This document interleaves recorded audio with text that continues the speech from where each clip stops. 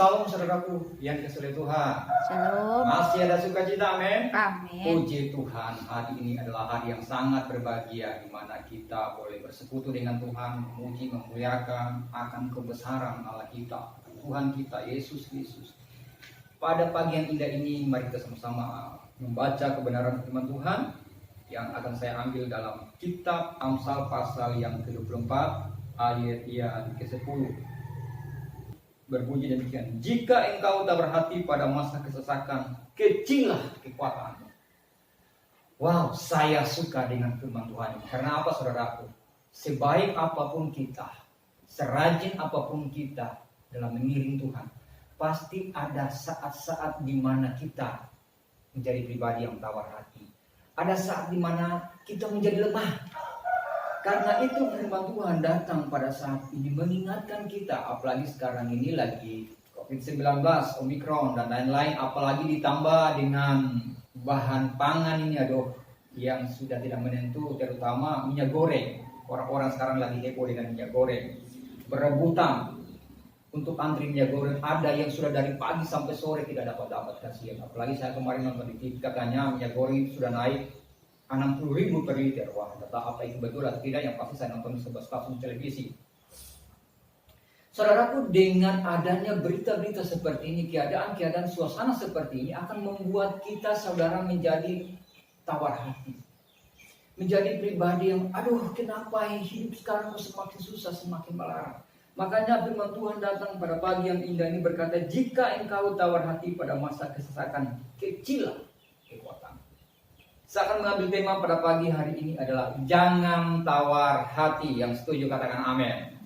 Jangan tawar hati. Kenapa saudara? Kalau kita hidup dengan tawar hati, maka kekuatan kita, pengharapan kita, pengiringan kita kepada Tuhan akan semakin melemah. Firman Tuhan katakan kekuatan kita akan semakin mengecil. Kalau sudah kecil lama-lama redup, lama-lama tidak ada kekuatan.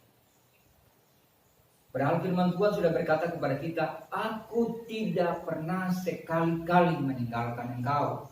Karena itu saudaraku yang dikasihi oleh Tuhan, Tuhan mengingatkan kita jangan tawar hati dalam keadaan apapun. Percaya, pertama, bahwa Tuhan tidak pernah sekali-kali meninggalkan kita. Pegang firman Tuhan yang pernah engkau dengar dari hari-hari sebelumnya, dari sebulan yang lalu, setahun yang lalu, 2 tahun, 3 tahun yang lalu, pegang janji firman Tuhan. Tuhan sudah berkata, aku tidak pernah sekali-kali membiarkan engkau. Tuhan sudah berkata, aku akan memberkati engkau. Bukan hanya engkau, keluargamu, keturunanmu akan diberkati oleh Tuhan. Kalau firman Tuhan itu kita pegang, maka kita tidak tawar hati. Percaya saudara, mungkin hari-hari kemarin saudara pernah mengalami mujizat daripada Tuhan. Mengalami pertolongan daripada Tuhan. Ketika engkau mulai tawar hati, ingat, dulu engkau ditolong oleh Tuhan. Jika dulu engkau ditolong oleh Tuhan, maka sekarang pun dan sampai kapanpun kita pasti akan ditolong oleh Tuhan. Amin.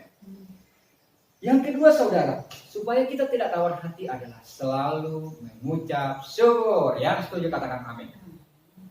Pengungkapan rasa syukur kepada Allah, pengungkapan rasa syukur kepada Tuhan akan membuat kita tetap kuat. Orang yang selalu bersyukur kepada Tuhan akan membuat iblis itu sepertinya, ini orang sudah tidak mempan lagi dengan segala cobaan. Iblis akan ketar-ketir, lari-lari ketakutan. Karena apa? Dalam keadaan yang susah pun engkau masih bisa bersyukur. Karena orang-orang percaya, orang-orang Kristen harus mempunyai sikap seperti itu. Senantiasa mengucap syukur. Makanya firman Tuhan dalam kitab Tesalonika itu berkata, selalulah mengucap syukur.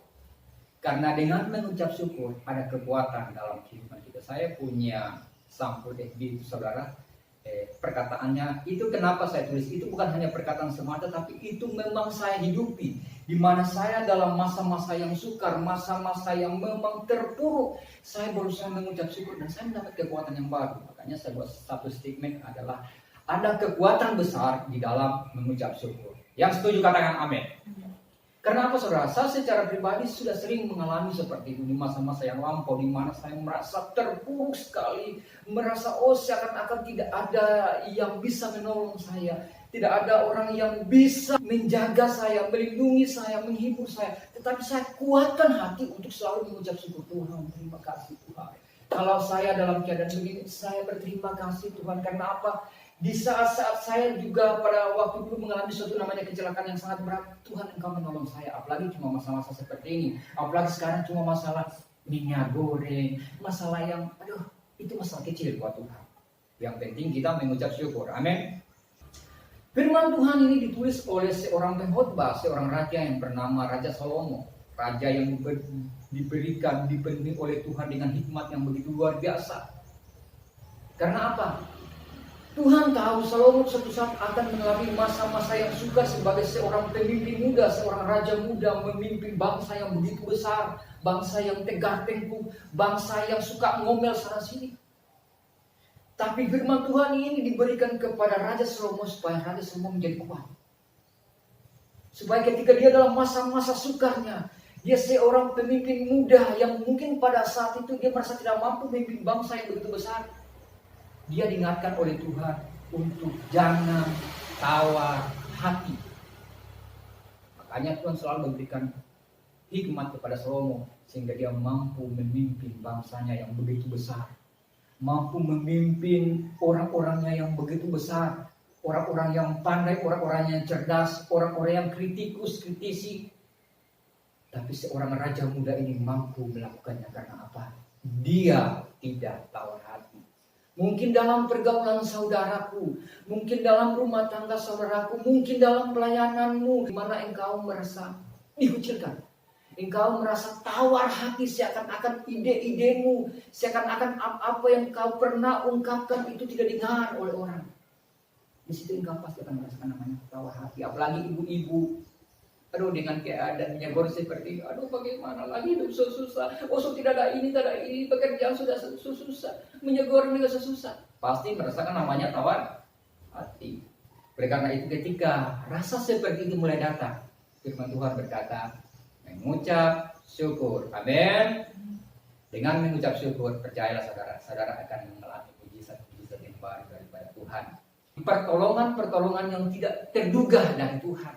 Mungkin dari orang-orang yang tidak pernah engkau lihat sebelumnya. Mungkin dari orang-orang yang engkau mungkin pandang rendah sebelumnya. Pertolongan Tuhan itu datang dari mana saja. Yang penting tadi yang kedua adalah selalu mengucap syukur. Dengan selalu mengucap syukur, engkau tetap kuat dalam diri Tuhan.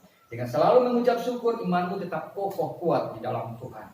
Apapun yang terjadi, penyakit, suasana, keadaan, kemelaratan, kemiskinan, dan segala-galanya menimpa hidup sekarang ini, ketika engkau selalu mengucap syukur, maka engkau tetap jadi pribadi yang beda dari orang-orang sekelilingmu.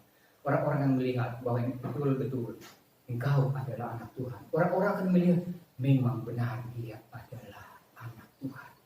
Keadaan apapun yang menimpanya, musibah apapun yang menimpanya, kehidupan bagaimanapun kehidupannya, dia senantiasa mengucap syukur. Wow, iblis juga akan geleng-geleng kepala dengan saudara. Karena prinsip ini adalah prinsip yang Tuhan ajarkan kepada kita. Dan itu juga ada salah satu cara untuk menangkal setiap serangan daripada iblis. Sehingga engkau akan menjadi pribadi yang terus hidup di dalam kemenangan demi kemenangan. Maka lengkaplah firman Tuhan berkata bahwa kita adalah lebih daripada pemenang. Yang setuju katakan amin. Mari kita berdoa.